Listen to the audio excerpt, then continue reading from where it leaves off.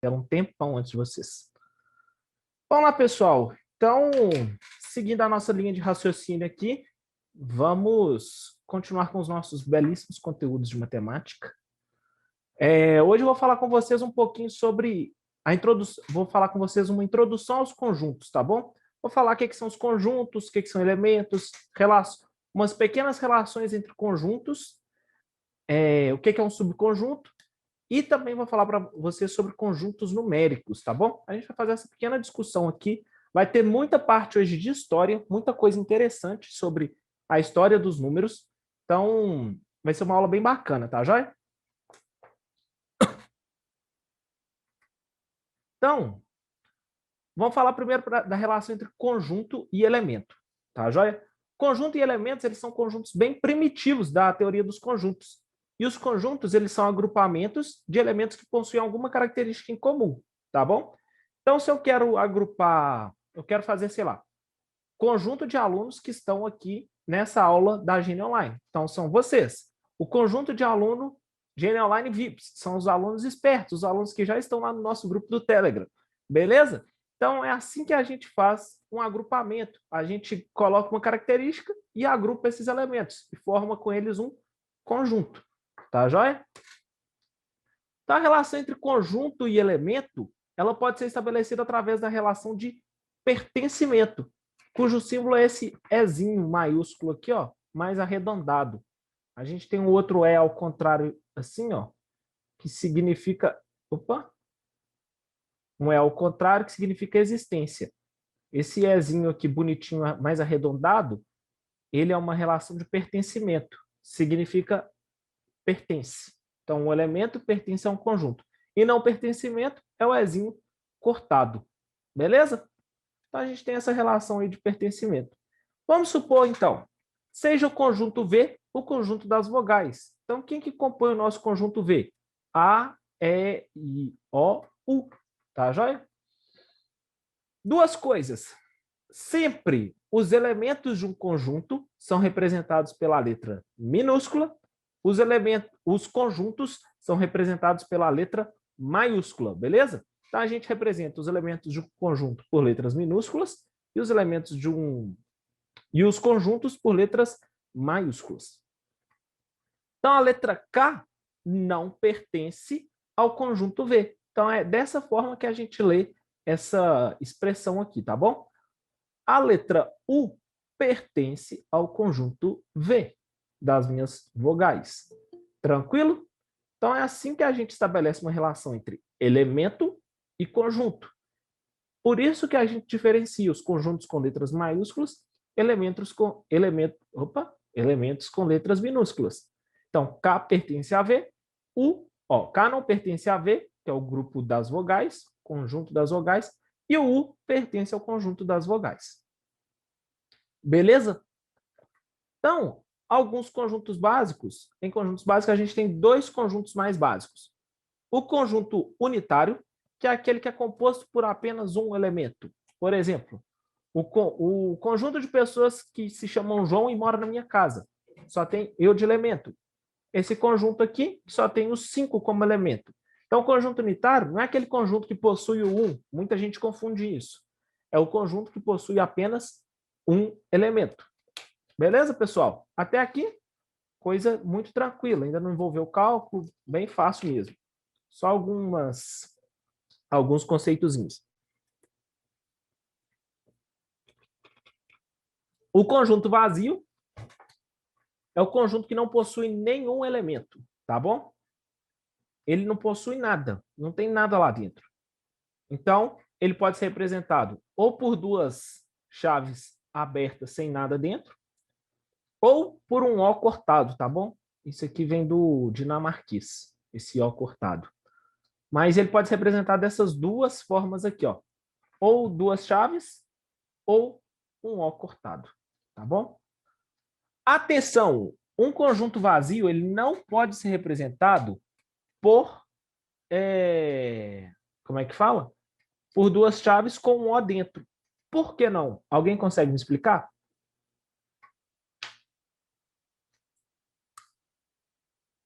Tem alguém falando aqui que está com o microfone mutado. Acho que é o Felipe.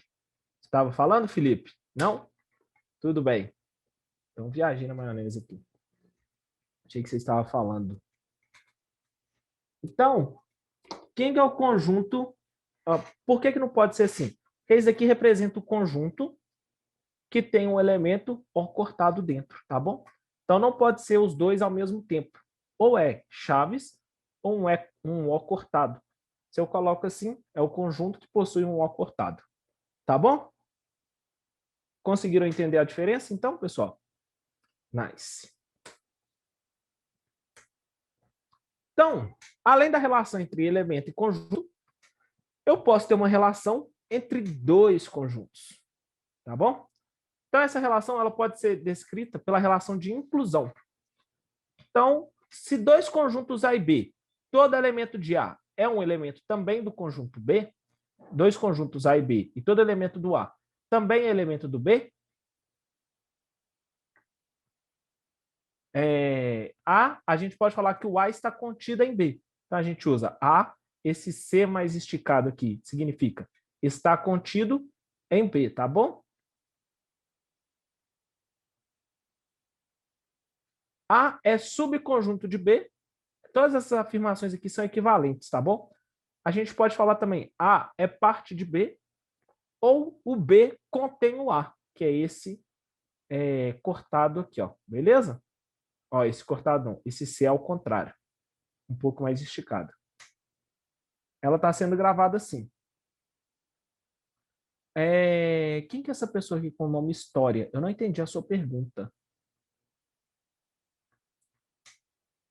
Então, todas essas afirmações aqui são equivalentes. Então, a gente pode representar ela num diagrama como o conjunto A estando dentro do conjunto B, beleza?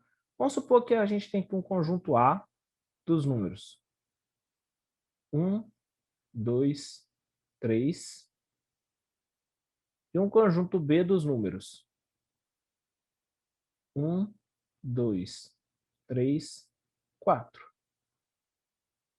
Então, o A está contido no conjunto B, porque todos os elementos dele são do conjunto B, tá bom?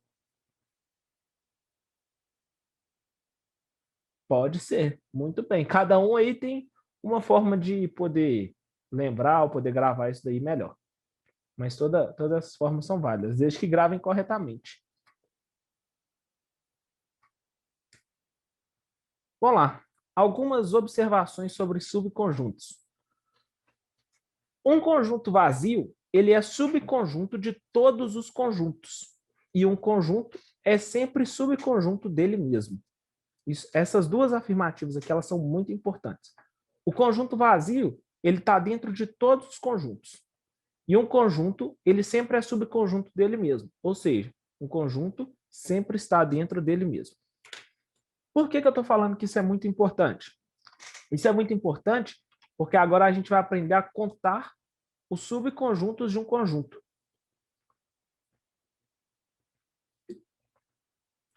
Então, olha só. O número de subconjuntos de um conjunto é 2 elevado a n, sendo que n é o número de elementos de um conjunto. Tá bom? Então, sei lá, se o conjunto tem 15 elementos, o número de subconjuntos vai ser 2 elevado a 15. Se um conjunto tem 300 elementos, o número de subconjuntos vai ser 2 elevado a 300. Então, ó, um exemplo bem fácil aqui. Tem um conjunto A aqui, 1, 2 e 3. E eu quero saber qual que é o número de elementos. Oh, é do sub... Gente, a pergunta aqui está zoada. Quero saber quantos subconjuntos eu possuo, tá bom? Quantos subconjuntos o conjunto A tem?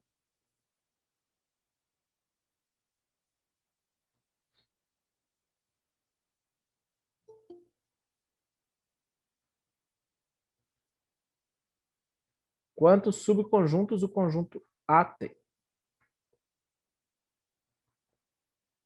Então, olha só. Não, aqui, ó.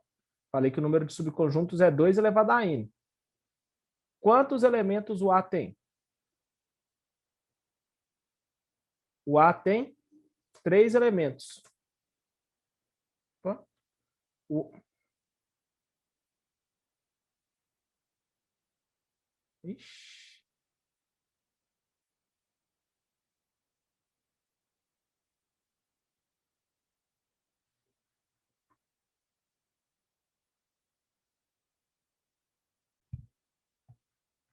É... Não estou fazendo propaganda contra a NET, sei lá, vai que a NET inventa de me processar. Sim. Demorou. Vamos lá, então. Estava falando aqui que eu queria saber o número de subconjuntos que eu tinha no conjunto A.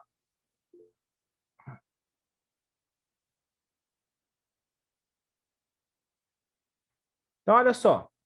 Eu tinha 2 elevado a 3, que são 8 subconjuntos. Só um minutinho, gente. 2 elevado a 3 são 8 subconjuntos. E eu quero saber agora quais são esses subconjuntos. Nem sempre a gente vai precisar fazer isso não, tá, gente? Então, olha só, quais são os subconjuntos? É o sub... Opa, desculpa a Síria. Eu tinha falado da Síria. Para eu calcular o número de subconjuntos de um conjunto, eu usaria essa fórmula aqui, ó. 2 elevado a n. E n é o número de elementos do meu conjunto. Olha só, quero saber o número de subconjuntos que possui o conjunto A. O conjunto A possui 3 elementos. Então, onde eu tenho n, eu substituo por 3. E 2 elevado a 3, 2 elevado a 3 é 8. O 2, ele é a fórmula mesmo, tá bom, gente? Eu falei isso, o 2 é a própria fórmula, não é um exemplo. O n que eu estou usando que é um exemplo, que no caso são 3. Se forem, sei lá, 30 elementos do conjunto, o número de subconjuntos vai ser 2 elevado a 30, beleza? O 2 ele continua. E eu quero saber quais são os subconjuntos. Então, eu tenho um conjunto vazio, o conjunto do elemento 1, o conjunto do elemento 2, conjunto do elemento 3, conjunto dos elementos 1 e 2, conjunto dos elementos 1 e 3, conjunto dos elementos 2 e 3 e conjunto dos elementos 1, 2 e 3. Beleza? Então, olha só. Agora a gente vai preencher, vamos fazer um exercício aqui rapidão, ó, que nós vamos preencher os espaços vazios com não pertence, contido, contém, não está contido e não contém. Sendo, então, os conjuntos A, que é 1, 2, 3 e 4, B, 1, 2, 3, 4, 5, 6, e o C, que é 1, 2, 4 e 9. Então, vocês vão ter um tempinho aí para preencher aqui, ó, esse espaço aqui com uma dessas letrinhas aqui possíveis. Beleza?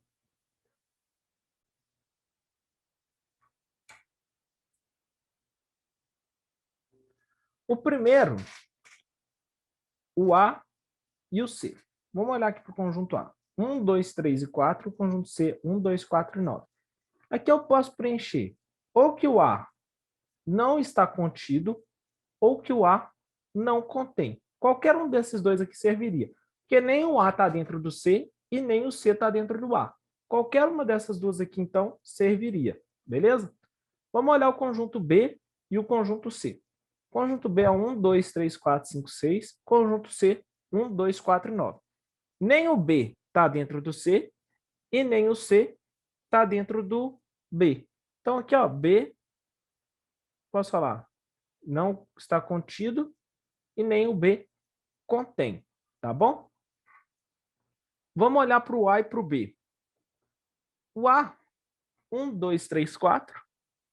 O B, 1, 2, 3, 4, 5 ou 6. Então, eu posso falar que o A está dentro do B. Então, o A está contido em B. Beleza?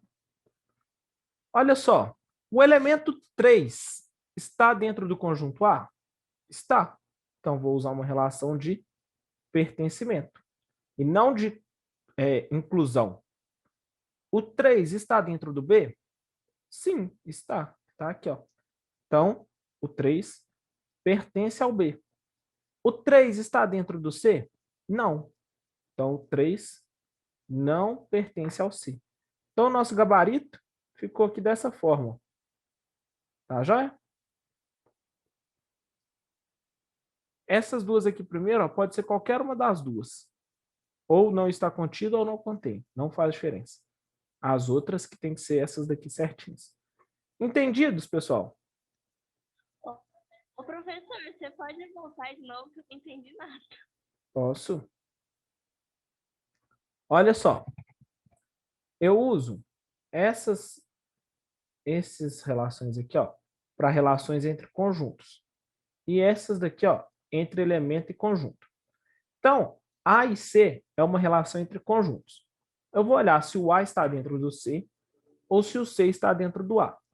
Nenhum dos dois ocorre. Então, eu posso falar que o A não está contido em C. Ou eu posso falar que o A não contém o C. Tanto faz a afirmação que eu vou fazer. Ou eu podia completar com esse símbolo, ou com esse símbolo aqui. Tá joia? A não está contido em C. Se eu trocasse por esse daqui, seria A não contém o C. Tá joia? Relação entre B e C é uma relação entre dois conjuntos. Então, vamos olhar se o B está dentro do C ou se o C está dentro do B.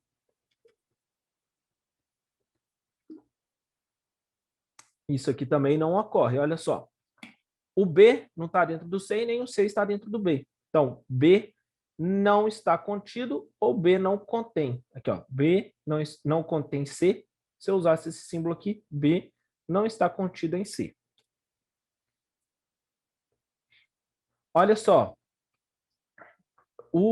para usar esse C aqui, ó, de estar dentro, todos os elementos do A tem que estar dentro do B. Então, eu estou usando esse Czinho para o lado certo, eu estou falando A está contida em B, ou seja, todos os elementos do A estão no conjunto B.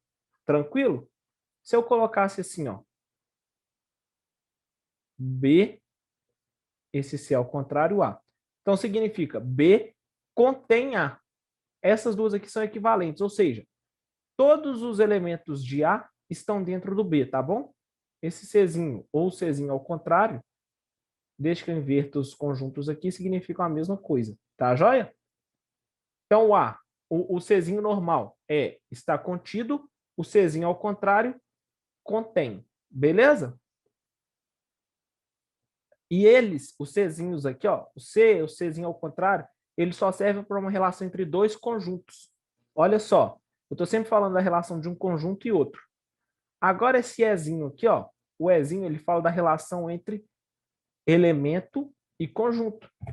Beleza? Percebe a diferença? Aqui eu falo da relação entre dois conjuntos, aqui eu falo da relação entre um elemento e um conjunto. Então, o 3, vamos ver se o 3 está dentro do A. Sim, ele está dentro do A. Então, ele pertence ao A. O 3, ele está dentro do B? Sim, o 3 pertence ao B. Então, o 3 pertence ao B. Agora, lá no C, ó, o 3 pertence ao C? Não. O 3 não pertence ao C. Então, eu uso essa relação aqui, ó, não pertence ao C. Tranquilo? Beleza, pessoal?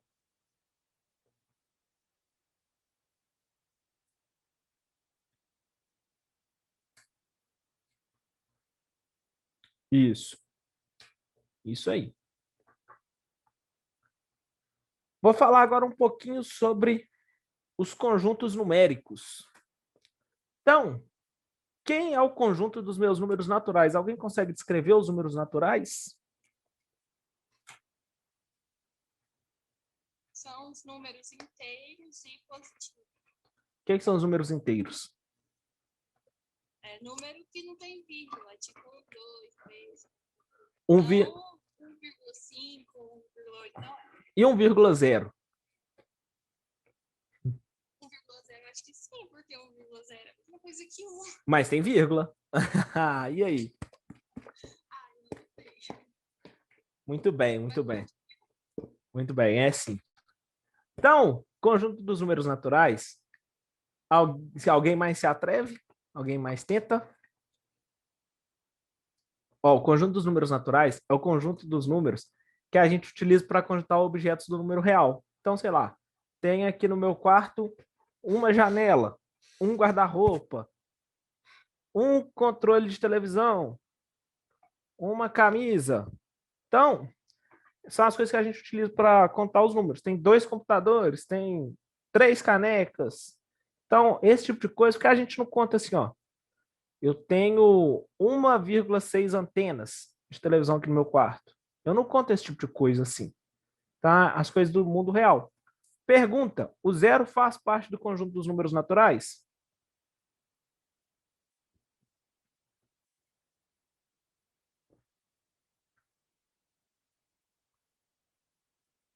E aí? Eu estou perguntando. Ih, olha lá. Faz ou não faz? Sim, não, Faz. sim, não. Ih, temos um debate aqui. Olha só. Então, esse daí não é um consenso dentro da matemática.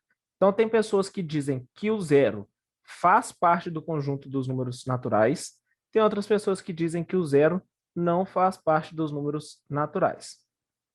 Tá? João Vitor Placides de Oliveira, gosto de falar que o zero não faz parte do número dos naturais. Tá bom? Mas isso daí não é um consenso. Então, não é nem certo nem errado. A partir do dia que tiver um consenso, eu aceito tudo mais, mas por enquanto não é um consenso. Então, eu não gosto de colocar o zero nos números naturais. Por quê? Porque se eu não estou contando nada, então eu não estou contando. Então, a ideia dos números naturais é contar coisas do mundo real. Então, se eu não conto nada, eu não estou contando. Beleza? Se eu conto nada, na verdade. Na verdade, eu não estou contando. Então, o zero, para mim, não faz parte dos números naturais. Para mim. Mas para outras pessoas faz sentido. E a história dos números naturais, o que tem a ver com esse cara aí, gente? Quem que é esse cara? Alguém sabe quem que é esse cara?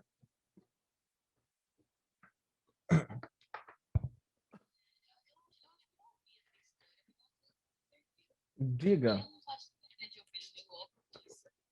Ele queria dar um jeito de saber como que ele ia contar as ovelhas que ele tinha. Uhum. Os métodos que eles durante o tempo. Eu não lembro, mas eu sei que o último é esse que a gente usa hoje. Muito bem. Ele utilizou vários métodos durante essa ideia de contar as ovelhas que ele tinha. E isso ele inventou. Muito bem, muito bem. Então, olha só, muito bem, Luana. Palmas para a Luana. Palmas, palmas, Luana. Galera, esse cara aqui é um cara qualquer, tá? Eu peguei no Google Imagens mesmo lá. É um cara qualquer, um pastor de ovelhas qualquer. O que que rola? O homem tinha as ovelhas lá, ele tinha a criação das ovelhas. E ele soltava as ovelhas para pastar. A partir do momento que o homem passou a não ser nômade mais, ele passou a ter criações. Então, tinha criação da ovelha lá, por exemplo. E ele soltava a ovelha para o pasto. Só que ele percebia que ele cada vez tinha menos ovelhas, porque as ovelhas se perdiam ou morriam, qualquer coisa acontecia com as ovelhas e voltavam menos ovelhas no final do dia, quando ele recolhia as ovelhas. Então ele passou a ter que criar um método para ele tentar contar quantas ovelhas ele tinha. Então, quando as ovelhas iam saindo, para cada ovelha que saía do cercadinho dele ia pastar, ele colocava uma pedra no saquinho. Cada ovelha que passava, uma pedra no saco, uma pedra no saco, uma pedra no saco. Hora que as ovelhas voltavam, cada vez que uma ovelha passava por ele, ele tirava uma pedra do saquinho. Ele tirava uma pedra do saquinho.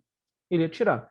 No final do dia, se tivessem sobrado pedras no saquinho, ele tinha que procurar, porque tinha ovelhas faltando. Então, quantas pedras tivessem no saquinho, ele tinha que procurar aquele número de ovelhas. E assim a gente foi desenvolvendo, passando por algarismos romanos, tudo mais, e chegamos na forma dos nossos números hoje em dia. Beleza? Fácil, né? É uma história até legal. Passa pela história do homem também. A história dos números naturais. Vamos para o conjunto dos números inteiros. O conjunto dos números naturais pode ser representado por um N, dos inteiros por um Z. O que são os números inteiros? Alguém sabe?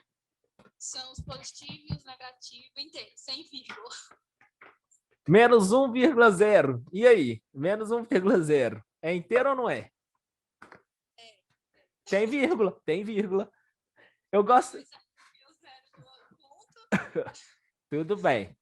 Eu gosto de falar que os inteiros são os números naturais e os naturais negativos, beleza? E o zero, tá bom?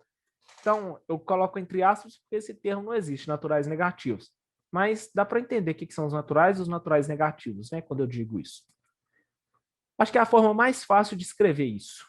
Mas os números inteiros são esses números aqui, então. -3, -2, -1, 0, 1, 2, 3. Assim como os números naturais, os inteiros também são infinitos. Beleza? Uma outra pergunta de matemática para vocês. Qual conjunto tem mais elementos? O conjunto dos naturais ou o conjunto dos inteiros? E aí? Diferente, os números são infinitos. Essa resposta é um pouco perspicaz, mas não é tão boa. Mas é verdade. Os dois têm o mesmo número de elementos, tá bom?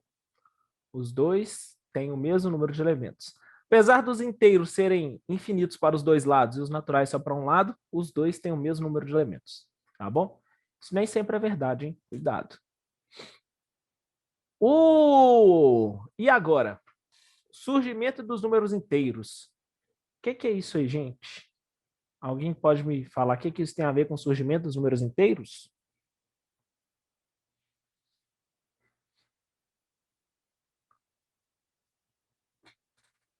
Isso parece com quem? Dinheiro, né? Uma feira. Muito bem, parece com uma feira.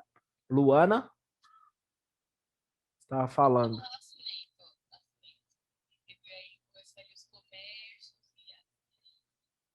Isso aí. Então, olha só. Os números inteiros, eles aparecem com o renascimento. Beleza? Então, ele tem uma relação muito forte com a economia. Porque o homem precisava representar os números negativos. Por exemplo, ele comprava 7 sacos de arroz, então ele tinha agora um estoque de mais 7 sacos de arroz. Aí ele vendia 3 sacos de arroz, então ele tinha menos 3 sacos de arroz. Mais 7, menos 3. Então era para representar esses números. Para ele não ter que ficar representando a todo momento, falando que ele tinha menos, ele perdeu 3 sacos de arroz, e ele não tinha uma escrita padronizada para isso, surge esse símbolo aqui, ó, do negativo, para representar que ele perdeu uma perda de 3 elementos. Beleza? Então ele surge a partir do comércio no Renascimento. Então isso aqui é uma feira, só para representar o nascimento desses números. Vamos lá, os números racionais. E aí, pessoal? Quem são os números racionais? Esse daqui eu vou ser um pouco mais chato do que os outros dois, hein? Os números racionais são os Qs.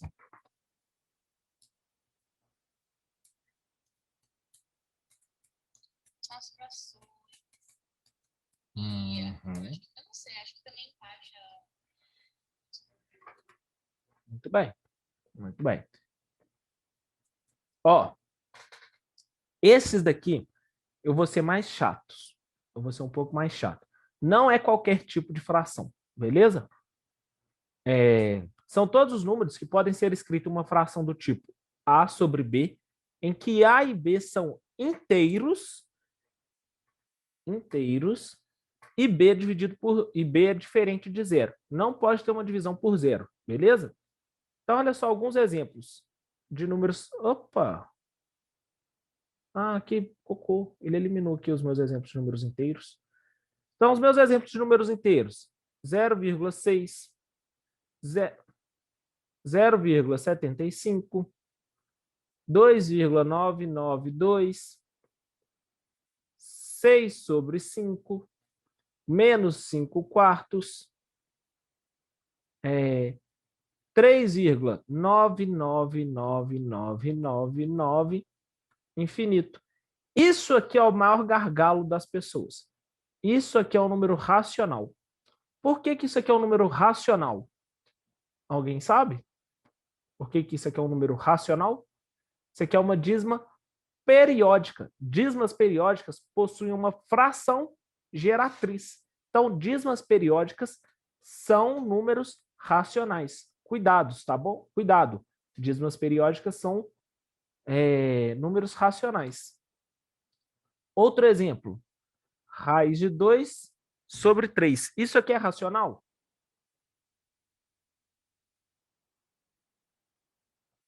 Hein, pessoal? Não. É uma fração. É onde que eu falei com vocês, ó. É uma fração. Mas é uma fração entre dois inteiros? Raiz de 2 não é um número inteiro. Então, esse aqui, ó, não é racional. Esse aqui, ó, não é racional.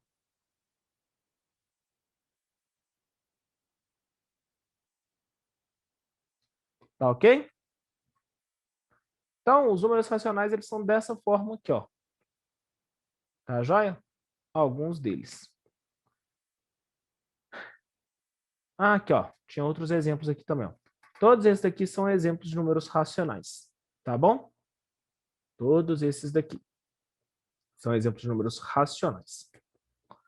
E aqui, o que é que tem a ver os números racionais com esses carinhas aqui, que parecem estar no Egito? Alguém sabe? Surgimento dos números racionais?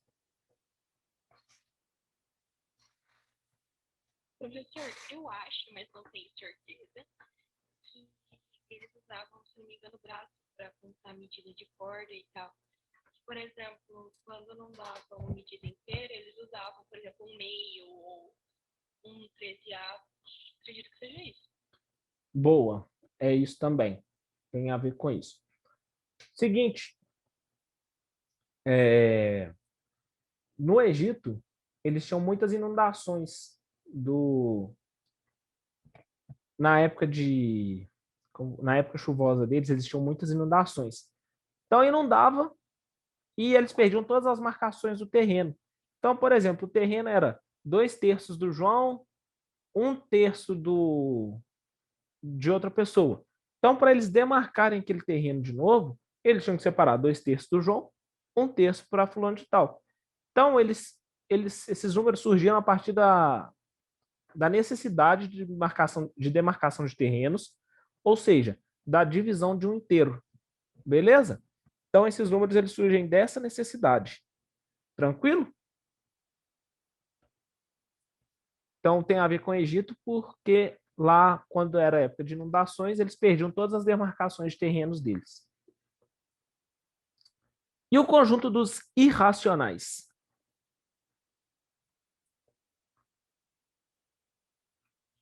São números quebrados e raízes? Então, você vai me responder uma coisa.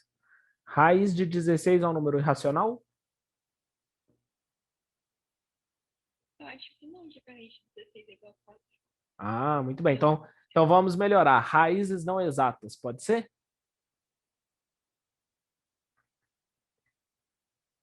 Pode ser? Para a gente falar dos irracionais? Ótimo. Então a gente vai falar raízes não exatas, números decimais infinitos, dízimas não periódicas, beleza? Então olha só, exemplos. Raiz de 2, π, raiz de 5, um número infinito, que não é uma dízima, então é uma dízima não periódica. Beleza, pessoal?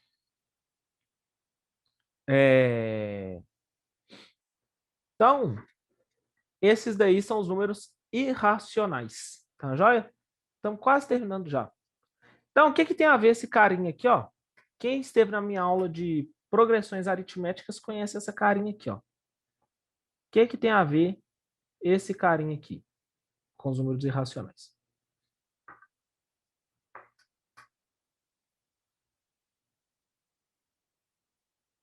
Alguém lembra quem que é esse carinha aqui? Ó, eu vou contar para vocês. Esse carinha aí é um cara que chama Gauss. Eu não sei se ele teve alguma coisa a ver com os números irracionais. Eu só coloquei ele como representante dos matemáticos. É um matemático que eu gosto. Então, os números irracionais, eles surgiram a partir de problemas matemáticos. E qual problema necessariamente? A diagonal de um quadrado. Diagonal de um quadrado, 1. Olha só. Diagonal de um quadrado de lado 1, ela vale raiz de 2. E eles não sabiam como medir isso. Então, ela surge através de um problema matemático, os números irracionais. Então, todo número que eram raízes não exatas, o π, no caso, que tem a ver com o comprimento e com a área de uma circunferência, e números dízimas não periódicas são classificados como os números irracionais. Tranquilo? Então, tudo que não é racional é irracional. Outra coisa muito importante. Os naturais, eles estão dentro dos inteiros. Os inteiros, eles estão dentro dos racionais. Os racionais e os irracionais são coisas diferentes. E os reais? Quem que é o conjunto dos números reais?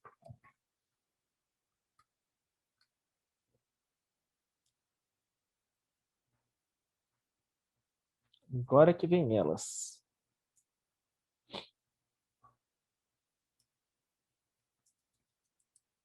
Quem são os reais?